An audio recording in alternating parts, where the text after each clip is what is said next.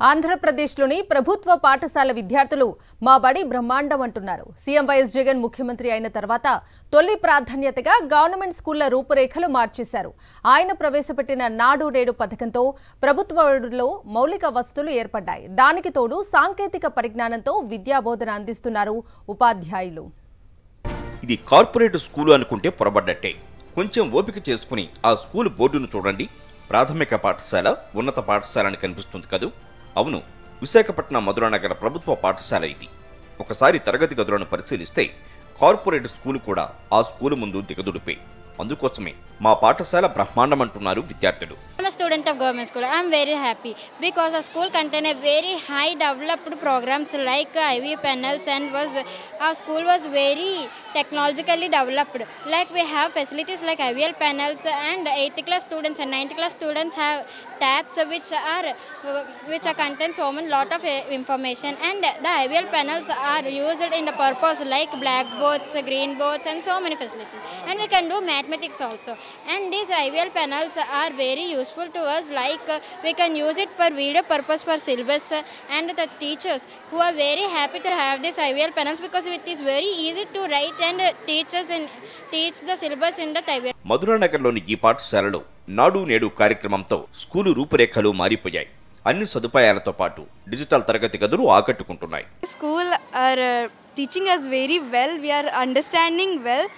And I am very thankful to our CM sir for providing this technology to our school, like IFB panels which are so useful to our students, and also providing tabs to 8th class is providing midday meal which is full of nutrients, and also ragimant in break time, and providing clean water and clean toilets also good for us. నేడు phase 1 కార్యక్రమం వచ్చిన తర్వాత ముఖ్యంగా మా పాఠశాలకే దగ్గర ఒక 60 లక్షల రూపాయల నిధులు విడుదల చేయబడ్డాయి. దానివల్ల మేము ఎలక్ట్రిఫికేషన్ కానీ, మంచి టాయిలెట్లు కానీ, ఫర్నిచర్ కానీ స్కూల్ రూపమే మార్చేయగలిగాము.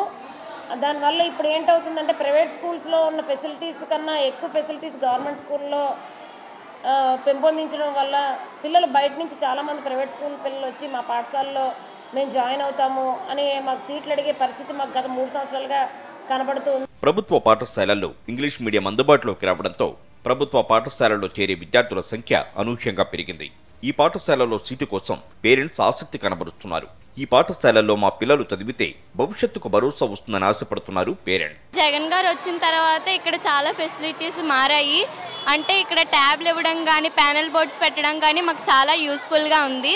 ఈ ట్యాబ్లు అయితే మా అమ్మ నాన్న అయితే అసలు కొనలేరు. 13,000 14,000 ఉంటాయి.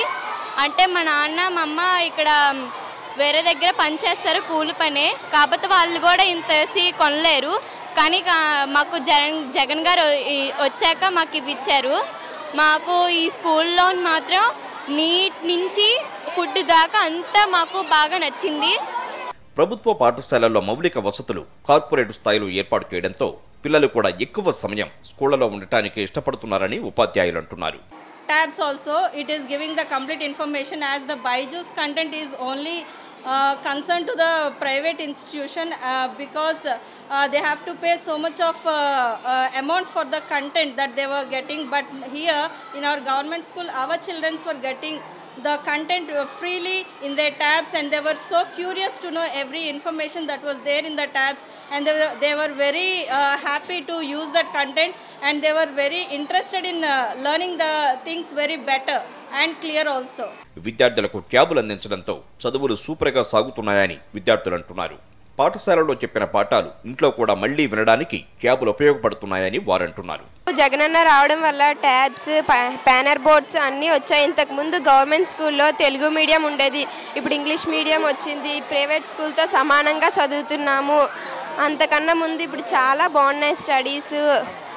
ఫుడ్స్ కూడా ఎంతో నీట్గా ఉంటున్నాయి, క్లీన్గా ఉంటుంది స్కూలు. టేబుల్స్, బెంచెస్ అన్నీ బాగుంటున్నాయి. నీట్గా చెప్తున్నారు టీచర్స్ స్టడీస్ అయ్యి. ప్రపంచంతో పోటీ పడే విధంగా విద్యార్థులు తయారవుతున్నారని టీచర్లు అంటున్నారు. విద్యా విధానంలో సీఎం వైఎస్ జగన్ ఎన్నో మార్పులు తీసుకొచ్చారని, IFP ప్యానెల్స్తో విద్యను బోధించడంతో స్టూడెంట్స్ సులువుగా అర్థం చేసుకుంటున్నారని చెప్తున్నారు. డిజిటల్ యుగంలోకి వెళ్తున్నాము. ఆ యుగానికి అనుగుణంగా ప్రతి క్లాస్ రూమ్లో కూడా ఐఎఫ్ఈ ప్యానల్స్ ఏర్పాటు చేయబడ్డాయి. వాటి ద్వారా డిజిటల్ బోధన జరుగుతుంది. ఐఎఫ్ఈ ప్యానల్లో పాఠాలు చెప్పడం కానీ బ్లాక్ బోర్డు కూడా అవసరం లేదు. పాఠాలు చెప్పుకోవడానికి అదొక బోర్డుగా వాడుకోవచ్చు.